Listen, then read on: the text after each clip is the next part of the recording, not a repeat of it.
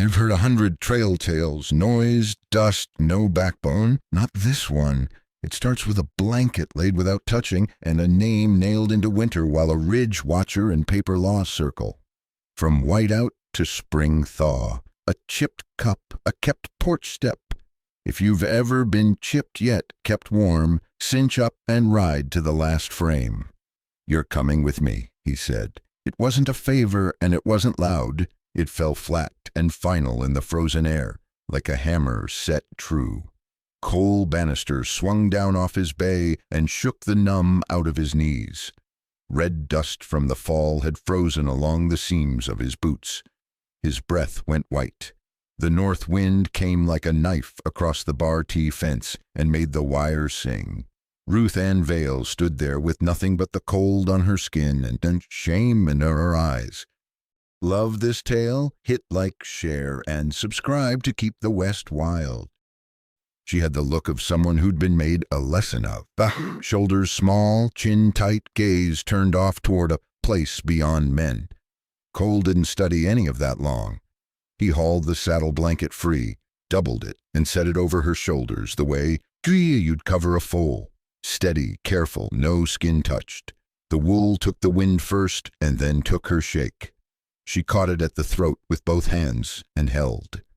Silas Crowley sat his horse a few paces off with his two boys, faces pinched against the cold and mean beyond it. They'd dragged the wagon ruts into the crust like claw marks and sat there admiring the work. Silas chewed on a word and spat it into the snow. "She's due us by law," he said, thin as wire. Cole turned his head just enough. "Get off my land." The older boy, Boyd, shifted in the saddle like he might say something smart. Cole didn't look his way. He set his palm to Ruth Ann's elbow through the wool, gentle as a prayer, and led her to the bay. He made a step of his hands and lifted her up before the saddle horn. She was light as a sorrow. He tied the blanket corners so the wind couldn't get under and blew once into his cupped fist to wake the fingers. Amos Pike rode the fence line right then, hat curled with age and a coyote's patience about him. He checked the sky, checked with the men, and let his voice grind low. "Mean weather," Amos said. "Don't be a fool, Silas." Silas snorted, but he didn't move. The wind pushed a skein of snow along the wire and set the posts to ticking. Cole put a boot to the stirrup, swung up behind Ruth Ann, and gathered reins. "You heard me," he said, not looking back. "Leave." He set the bay toward the little valley he called his and let the horse find the shallow of each drift. Leather creaked. The blanket scratched under his forearms. Ruth Ann leaned small against the saddle tree and breathed like she was learning how again. Cole kept his eyes on the low cut in the ridge and rode as if the land and him had already agreed on the matter. The road down was iron hard, all the mud of autumn locked under glass. Sage lay pressed and silvered, the smell of it, thin but clean. Every few yards a fence staple shone where he'd driven it before the freeze, honest work catching what light there was. He didn't speak. He didn't ask. The horse's hooves thunked a slow, even count that steadied the air between them. They topped a roll and the country opened. Far off, up on the east ridge, a single rider stood dark against the pale, too still for a man just passing.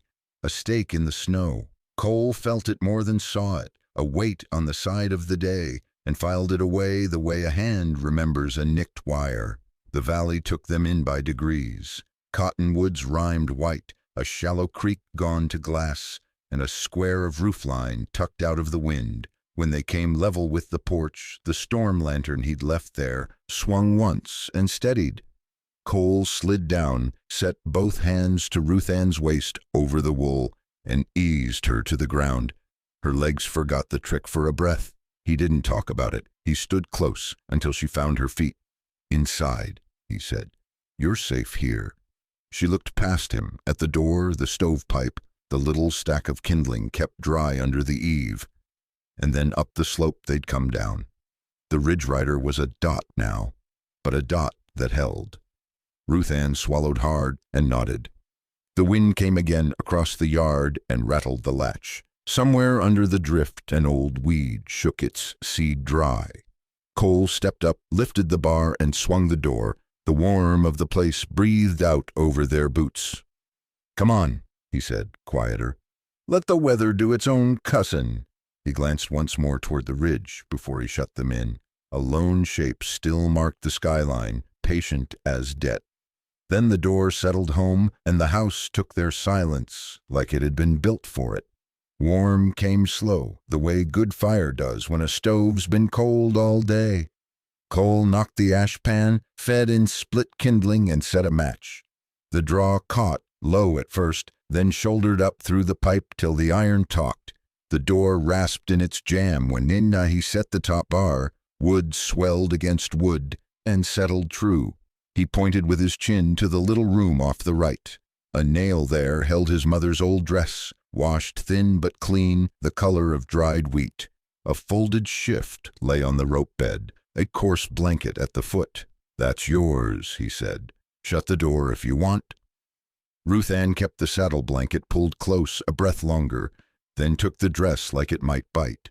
Lye soap lingered in the cloth, a farm smell that had nothing to do with shame. She went in, shut the plank with a small click, and the house went quiet but not empty.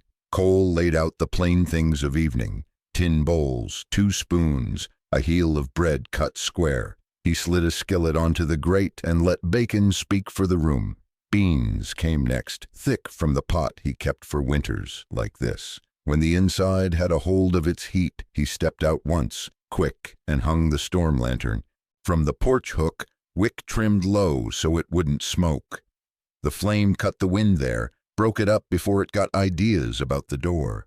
She came back in wearing wheat cloth and a face that was not ready for much. The dress didn't fit her right, but it fit her purpose. He didn't look long. He ladled beans, split the bacon even, and set a bowl at the far side of the table so she could sit with space between. They ate to the sounds a house makes when it remembers life. The stove ticking, the floorboards easing, a spoon tapping tin. Outside, the wind ran its long hand over the eaves and gave up. Cole didn't ask her name. He'd heard it once, and that was plenty for now. He didn't want to ask the rest. Work and weather would do the talking in their own time. "You're safe here," he said. She looked at the door bar like a woman taking the measure of a bridge. "I understand," she said, steady enough to reach the table without holding the chair. He cleared what little there was to clear, set the bowls upside down on a towel, and pulled the drafts shut. He laid another stick on the coals and let the stove hold it. "You can rest," he said. "I'll be up before light." A moment passed that wasn't small or big, just honest. She nodded once, took the blanket he'd brought, and folded it square on the trunk by her door. When she went in, the latch caught right. And that was that. Night worked its cures. The house breathed. The country did what country does with weather and grudges. Somewhere a nail in the roof found its old squeak and tried it twice, then thought better of it.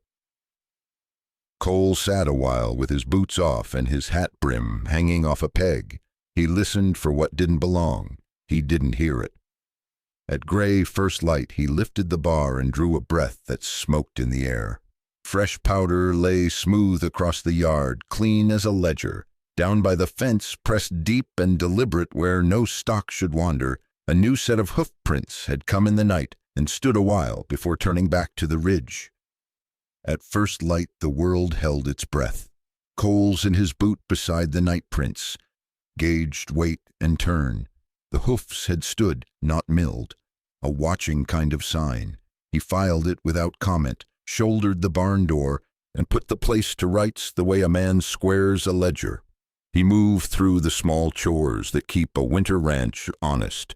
He tied a tight bundle of kindling and leaned it inside the door where cold hands could find it quick. He left half a loaf wrapped in tow on the table edge. For the use, he set out a jar of mineral salt, the glass clouded from years. the lid wired against spill. Then he saddled the bay and rode out slow as law, following fence where it ran like a seam through snow. Out there the morning had a hard shine. Wire he'd stretched in the fall rang a faint note when a gust shouldered it. Every dozen posts he set a new staple with a square beat thock, the sound running ahead of him along the line. Magpies scissored the light. The ridge kept its dark fleck like a burr on the skyline. Inside, Ruth Ann stood a time, with her hands under her arms, listening to those fence blows carry in the boards. Weather had taken more from her than warmth. It had thinned her name. She set about putting small things where they belonged. From the bottom of a cloth poke she drew an old silver concho, dull with use, cut with a star her mother's hand had once polished bright. She tested the door catch, loose, apt to slip under a hard yank. She set the concho as a washer, drove a short nail through its heart with the heel of a kitchen knife, and took the slack out of the latch. The plank spoke once and held. It wasn't pretty, it was sure. By the wall a wooden bucket slumped with one ear gone. She found scrap rope from a busted halter, braided a short loop, and married it to the sound ear with a nail and a knot that would not pull. She worked the other side with a hole and wedge, made the handle whole again. No talk, just breath and wood and the small rasp of fiber. She carried the bucket to the eave where the ice shed by noon, set a flat stone under it so the bottom wouldn't sit in melt and rot, measured the drip with her eyes and moved the mouth a hand's width to true it. She took stock of the room the way a hand takes stock of a string, bowls turned down, bed rope tight enough to sing when plucked, blanket folded square. The top bar on the door ran smooth. Her concho held the catch like a coin on a gambler's thumb. Love this tale? Hit like, share, and subscribe to keep the West wild. Toward noon, the fence hammer fell farther off. She stepped to the porch, opened the door just enough to let her shoulders out, and breathed the day without it biting her raw. The yard lay white and honest. The kindling bundle leaned where it would be needed. The mineral salt jar picked up a thin edge of its light. She set the bucket beneath the eave and waited until the first shy drip found it. Cold carried sound a long way. From the ridge came that old stillness again, a weight more than a shape. Ruth Ann shaded her eyes. The black speck was there like yesterday, too steady for chance, too patient for mercy. She didn't go inside, not yet. She stood on the top porch plank, boot soles flat, and let the wind read her and move on. The door behind her had a better catch now. The bucket at her knee would hold water straight. Out beyond, a man she did not know well was riding the fence the way a prayer rides breath. The drip quickened true to the bucket's lip. She turned back into the house and left the door to close itself on the latch. The plank clicked once, sure and small. Afternoon went to lead, sky the color of old tin, light running thin along the fence wire. Ruth opened the door with 2 fingers and let it fall back on the new tight catch. Up on the ridge, the black speck held its spot, like a burr on cloth. It didn't pace. It didn't wave. It watched. Cole came in toward dusk with fence dust on his coat and cold in his beard. He set his gloves on the stove lid to steam and looked once at the ridge before he dropped the top bar. He didn't mention the prints he'd trailed and lost, where the wind scoured the face clean. He didn't even mention the way the wire had hummed under a gust, as if keeping its own counsel. He cleared a space on the table and unrolled a square of oilcloth. From the wall pegs he took down the Winchester, worked the lever half an inch to show empty, and laid the rifle open like a task he'd done 1,000 times. A rag, a rod, a bottle with a thumb of oil.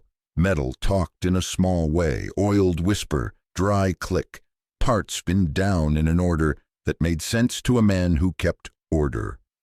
The storm lantern went to the table corner, wick trimmed short so the flame breathed steady. Ruth moved quiet around him, turned bowls over to dry, kept to the far side of the room so his work had room.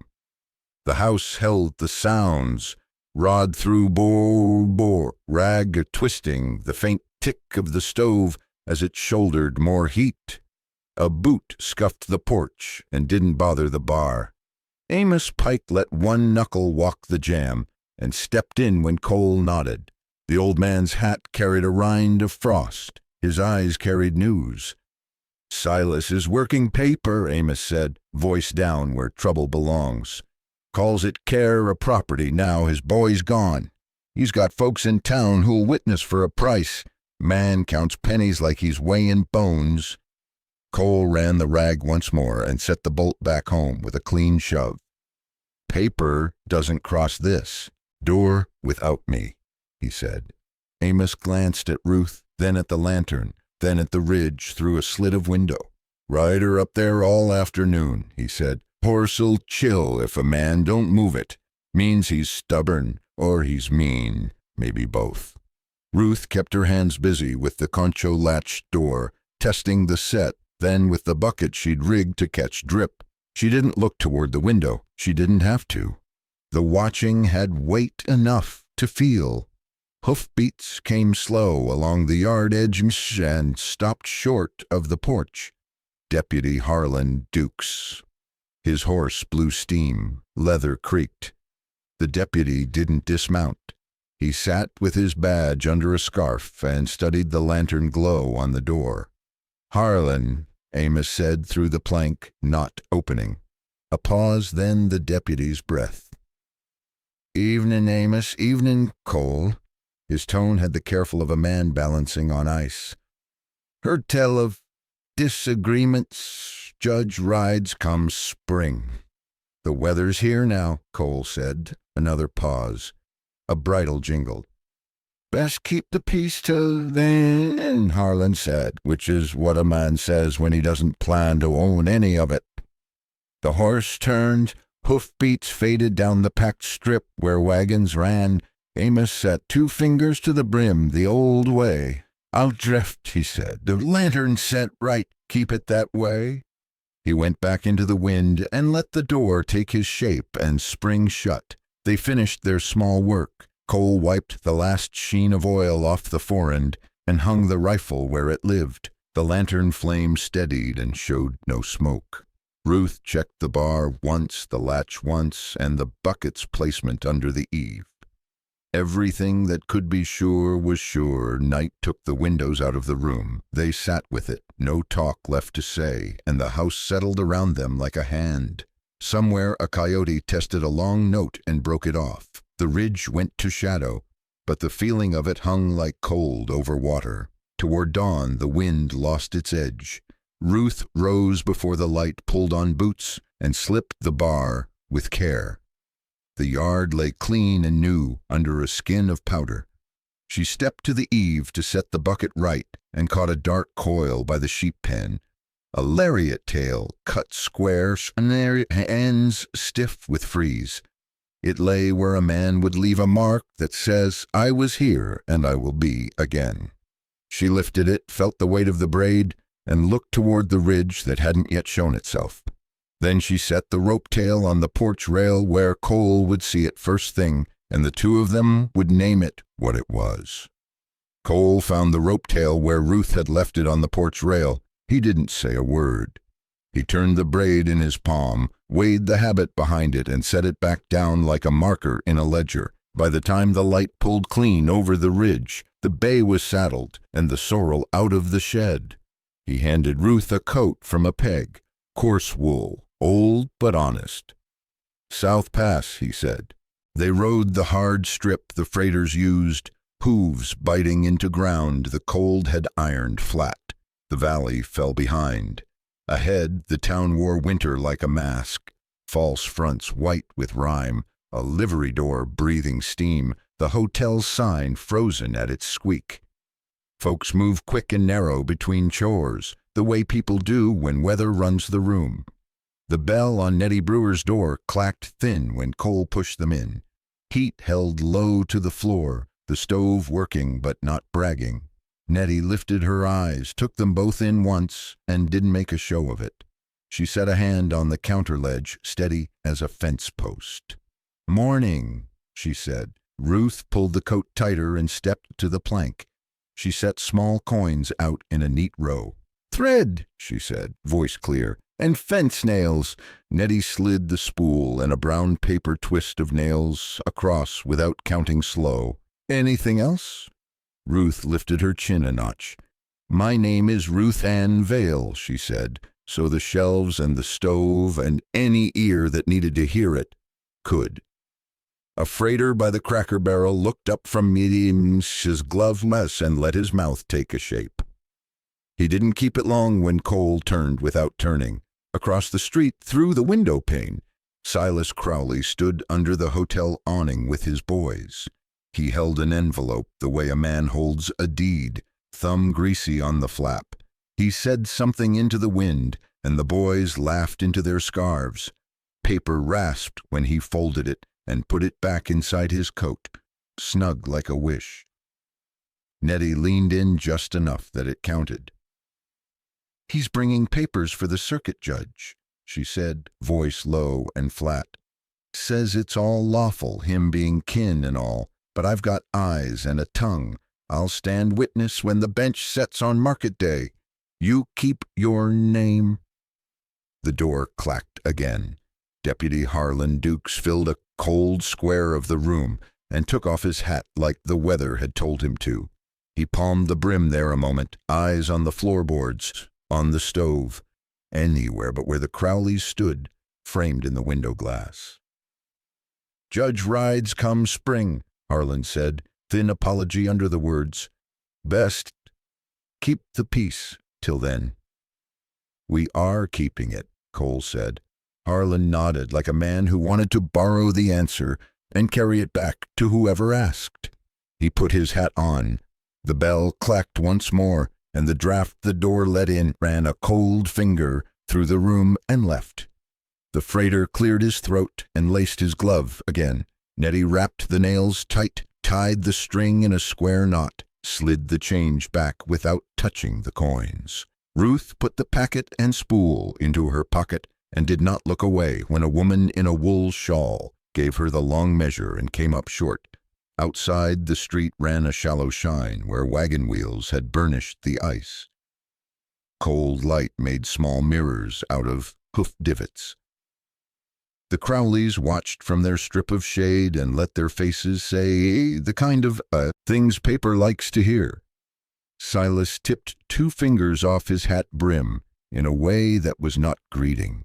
Cole summed the coat collar up against Ruth's neck and stepped into the street like a man who had places to be. He didn't go to the hotel porch. He didn't need to. Silas' boys shifted their weight, fingered rope because rope is what they know. Cole didn't give them his eyes. He gave them his back, which is harder to argue with. They rode out of South Pass the way they had come in, straight and slow. The bell clacked behind them and was done. Over the rooftops, the north stacked black weather into a wall. No clouds for beauty, just wait. Wind moved different at the mouth of the valley, as if the country had swallowed once and was thinking about it again. On the hard run home, the horses threw steam and the wire fences sang a thin note ahead of the gusts. Far up the ridge the watcher had gone. In its place the light took on that fast, flat look a man respects. Cole set his jaw. Ruth laid a palm against the nail packet through her coat like a woman who had bought a thing for work and for saying. At the porch the lariat tail still lay on the rail where they'd left it. Cole took it up and hung it from a nail on the inside of the door where weather couldn't touch it and they would. Ruth slid the thread into the small box that held what little she owned and stood a moment with her coat still on, listening to the house breathe. "Blow's coming," Cole said. She looked at the window frost, at the top bar settled in its cups, at the silver concho hammered flat to purpose. "I know," she said. Love this tale? Hit like, share, and subscribe to keep the West wild. The blow came in a low growl, and then all at once. Sky dropped to the fence tops, and the north shouldered the valley. Snow hit sideways, as sharp as salt. Cole tied the barn door back with a half hitch and set the ropes sang. The sheep shed took a gust and knocked its timbers like a man rapping his knuckles, to be sure the bones still held. He saw it before the sound reached, a ewe set wrong, neck stretched, mouth working air, breech. He cut across the yard in 3 strides, Ruth on his heel. The first slap of wind took her hood. She caught it, dropped her chin, and stayed in a mulna in his wake. Inside the pen, straw lifted and flew in a white hiss. Cole went to his knees, one hand to the ewe's flank, the other to the lamb where it shouldn't be. He didn't look up. "Hold the light," he said. Ruth cupped the lantern glass with both hands, kept her wrists clear of the hot, and leaned her shoulder into the door so it wouldn't bang them out of their wits. The flame breathed, steadied, breathed again. Wind shoved at her and she shoved back. Boots planted in muck and melt. Snow threaded through the cracks like wire. Cole worked quiet, jaw locked, eyes narrowed against the grit. He found a hock, then the second, eased them one at a time, turned what was wrong into the shape that lives. The ewe bawled once, short and angry, and bore down. "Easy," he said, which was to the ewe and maybe a little to the storm and maybe a little to himself. "Bright enough?" Ruth asked, voice flat so it didn't shake. "Bright enough to live?" The lamb shuddered, gave a thin cry like a saw catching. Cole cleared the mouth and nose with 2 fingers and a swipe of the cleanest rag in reach. He rubbed life into the small ribs with straw that bit his knuckles. The ewe swung her big head and blatted hot into the cold. Ruth kept the light on the work and kept the door shouldered, steady as a post set in frost. When the lamb got opinion enough to kick at the world, Cole slid it to the dam, helped the pair find what they were made to find. He sat back on his heels, blew a rope of white breath, and nodded once. Not big, enough, they weren't done. Wind found a loose seam and worked it. The shed tarp snapped against the frame, the drip edge peeled mean. Cole jerked his chin. They went out into the teeth of it, Ruth lantern high, him with a roll of canvas and 2 nails set between his teeth. Snow stung their eyelids raw. Together they hauled a tarp up and over, hands numb through gloves, struck nails with the butt of a knife and the heel of a fist, until the flap quit its cussing. He dropped a crossbar in the brackets. Ruth palmed the iron hasp till it seated. Bar the door. The timbers answered in a deep, satisfied knock. Back inside the house, they shed the storm by parts.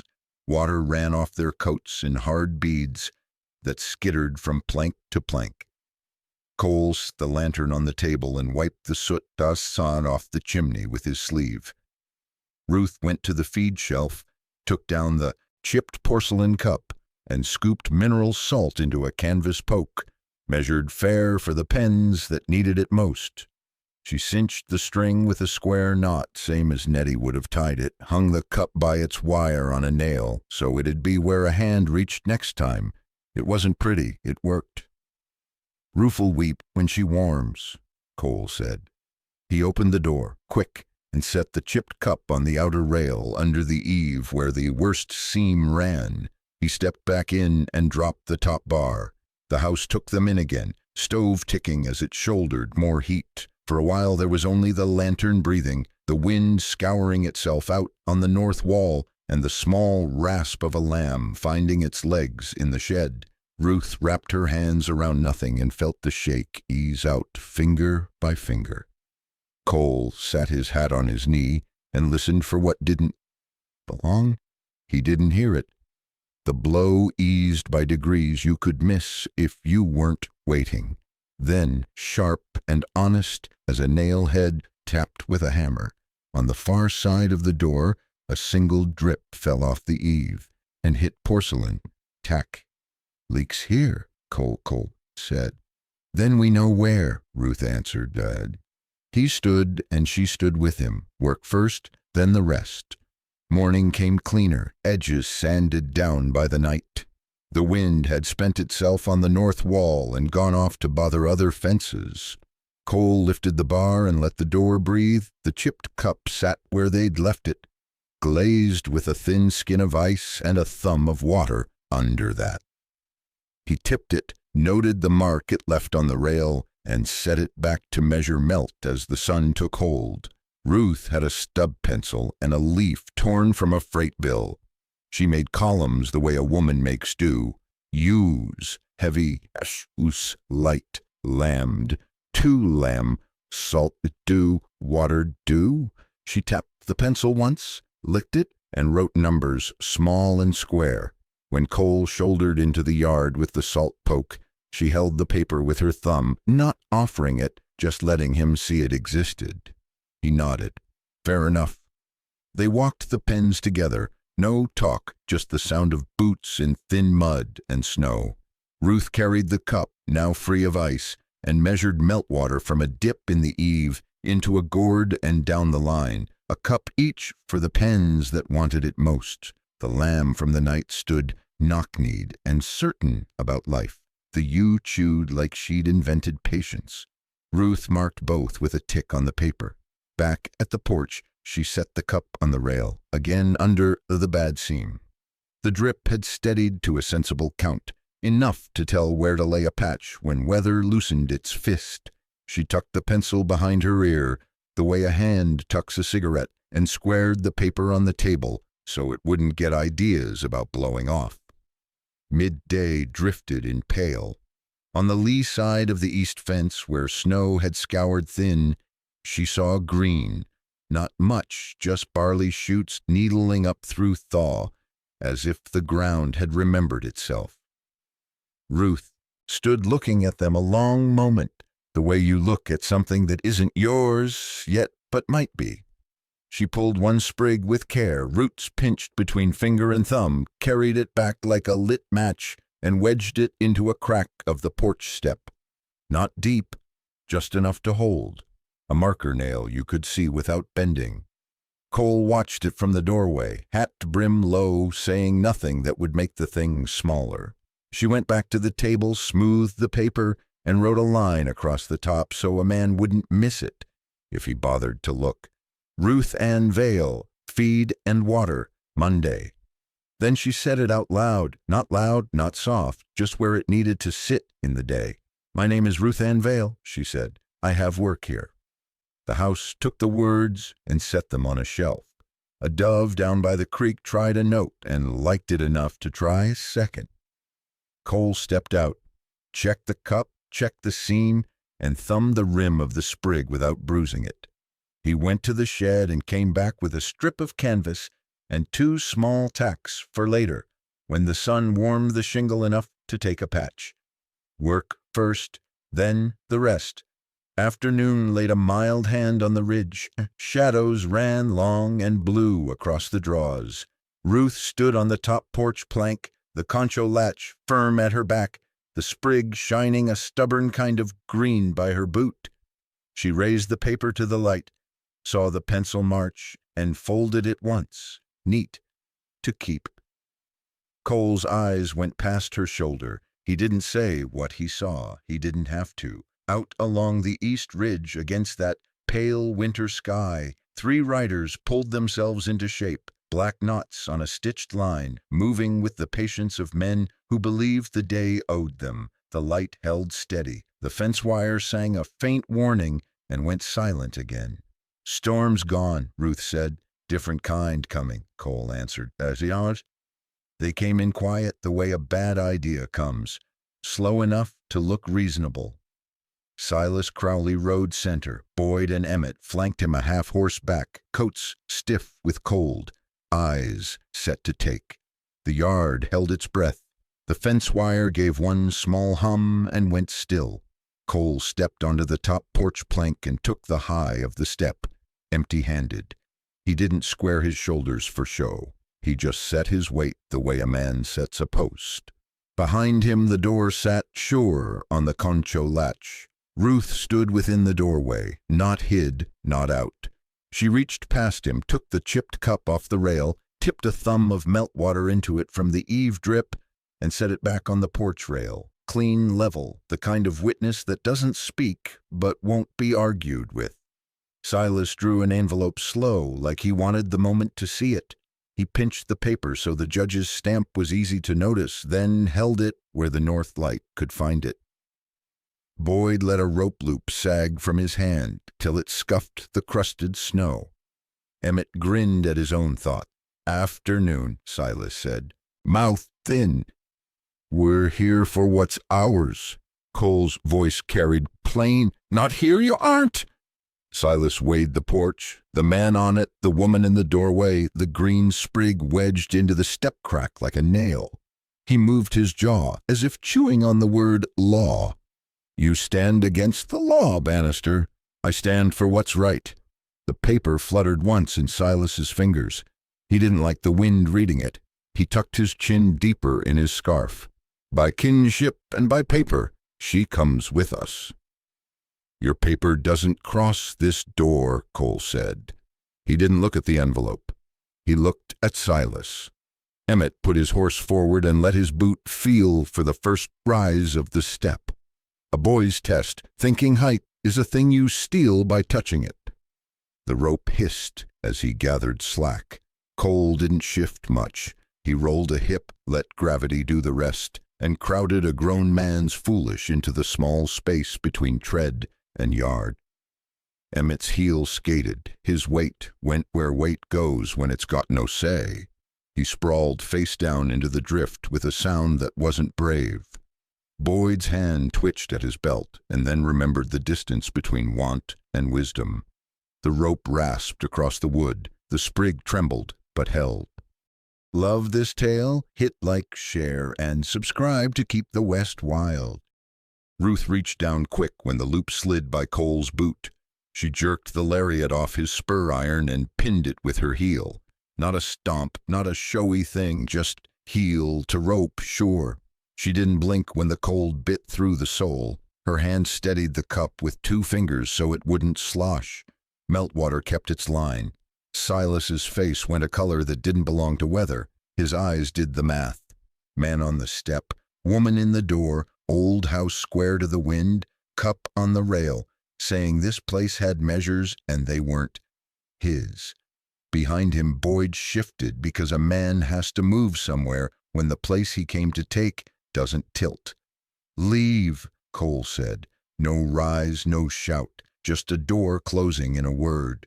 "Don't come back." Emmett pushed up to his knees, snow pasted to his jaw. Pride made him want to spit. Cold made him think better. He found his feet and his mouth at the same time and used neither. Boyd put a hand on his elbow. The rope slid off the porch edge like it knew the way out.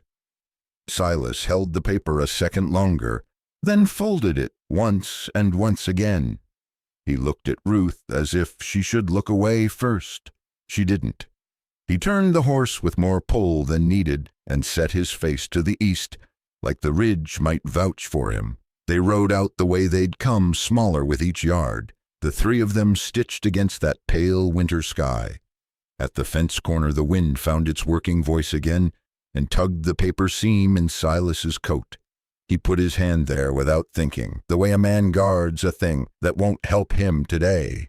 Cole stayed where he'd set himself until the yard took the horses back into the country. Then he let the breath he'd been holding go, slow. Ruth lifted her heel and kicked the rope tail into the drift. Not hard, just done with it. She checked the cup. The water held its rim. The sprig threw a brighter green than it had any right to in winter. Clouds that had sat all day split along a fine line, and a seam of blue opened east to west. The wire didn't sing. The house did, a small, contented sound you don't hear unless you were listening for trouble a long time. Cole looked at Ruth. "You all right?" She nodded. "We're all right." He touched the post with his knuckles, as if you thank a thing for holding. Then he stepped down off the plank, and the 2 of them went about the part after standing. Patch to lay, chores to finish, words to spare. By afternoon, the blue seam moaned, and the north let go. Sun found the porch step and stayed a while. Snow at the eaves loosened its grip, and ran in clear threads. Down in the draw, the creek spoke for the first time in a long spell, low at first, then sure, water finding its old tongue against stone. Ruth took the chipped cup off the rail and tipped what it had caught into the gourd. She knelt to the green sprig she'd wedged in the step crack and gave it a small drink, careful not to drown it. The sprig straightened, not proud, just certain. She moved along the pens with the rest, a cup each, where mouths were many, and snow melt thin. Numbers she'd penciled in the morning matched the work her hands were doing now.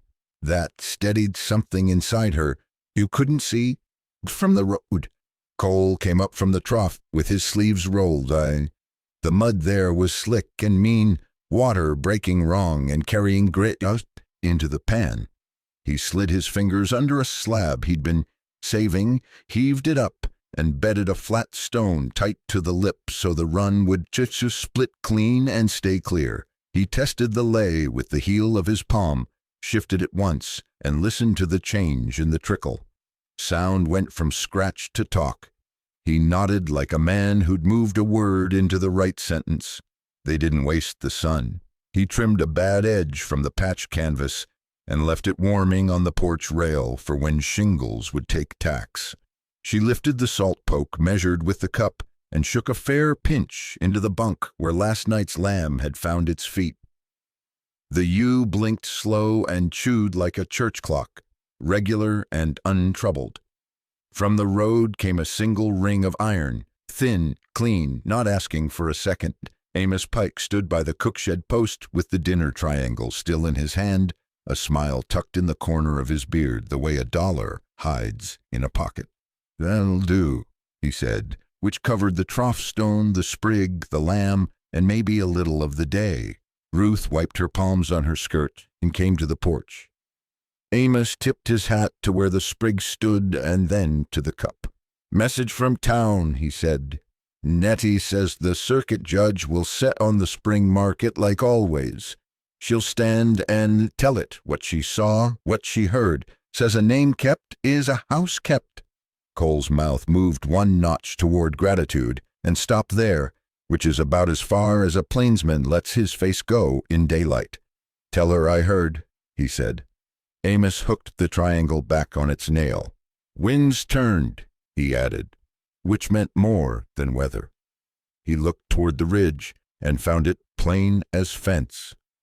"Men like Silas don't ride as big when the ground talks again." When Amos had gone, the yard remembered being a yard. A meadowlark tried 3 notes on the top wire and found them good enough to try again. Ruth went to the porch step and pressed her thumb to the damp in the crack, cool as a promise. She set the cup back under the eave seam more from habit now than fear. Cole brought the warmed canvas and laid it across the rail so the sun could finish what it had started.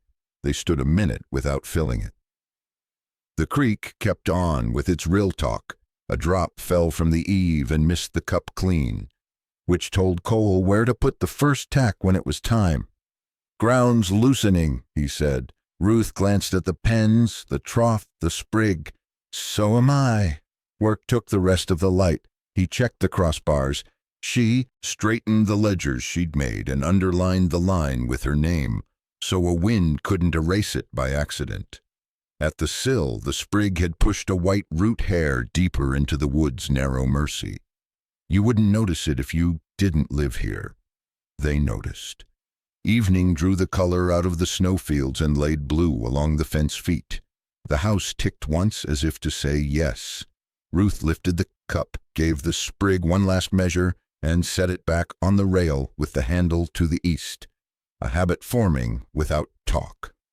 Cole looked toward South Pass, where a judge would sit come market, and toward the ridge, which had nothing left to prove. Tomorrow would ask for a patch nailed and salt weighed again. It might ask for names said out loud in a room with benches. Tonight asked for nothing more than to stand on a porch step that held listen to water run right and feel the country trade winter for something that could be counted. Spring pulled its first thin thread through the valley and didn't let go. Late snow slumped off the cottonwoods and slid into the draw, and the creek answered in a steadier voice each day, syllables of water finding their old grammar. Willows beaded, green as a kept promise, along the banks. Grass collared the fence feet, softening the hard lines winter had drawn. The porch step dried at last, and held the sun a full hour before noon, warm enough to wake a man's hands before work. The chipped cup kept busy. In the mornings Ruth dipped it for mineral salt, measured fair down the pens, then rinsed it clean in the trough where the new stone split the run right. The crack in the porcelain stayed dark but sound, a hairline you could trust. By afternoon the cup stood on the porch rail again, catching the honest drip of a spring shower and telling them where a roof seam still wanted attack. Habit turned into order without anyone naming it. Cole climbed the roof on a mild day. Shingles warmed and willing and set the last small patch where the cup had told him. He listened for the tick a sun-dried plank gives when it takes a nail right. Down below, Ruth carried ledgers to the table, penciled clean columns, lambed 2 lambs, salt given, water set, and underlined her name the way a section man chalks the rail he's walked. Sometimes a meadowlark tried a run of notes on the top wire and got them near perfect on the second pass. When market time came and the judge sat a borrowed desk in South Pass, Nettie spoke plain and steady, and Harlan kept his hat in his hands the whole hour, paper folded the way it ought when daylight hits it square. The Crowleys found other business to mind. None of that made a sound out here. What did was the creek, sure now, and the small noises a place makes when it decides to keep you. Summer found a hold and wore it easy. Heat came up from the boards. Evenings fell long and gold along the stretch to the East Ridge. Ruth moved like a hand that had always worked here, not hurried, not cheap, slow, right on time. Cole's talk didn't grow. His kept word did. If he said a gate would hang true by Saturday, a gate hung true by Saturday. If he said a meeting at dawn, the horses were already breathing tack sweat when the first light took the stirrup irons.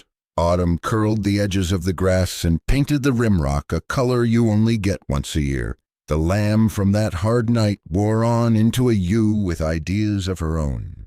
The sprig Ruth had set in the porch step crack ran a green seam along the sill, then along the fence line, thin at first, then sure, like someone had taken a carpenter's chalk and snapped a living line around the yard. A man could look at it from the ridge and see the shape of a kept place.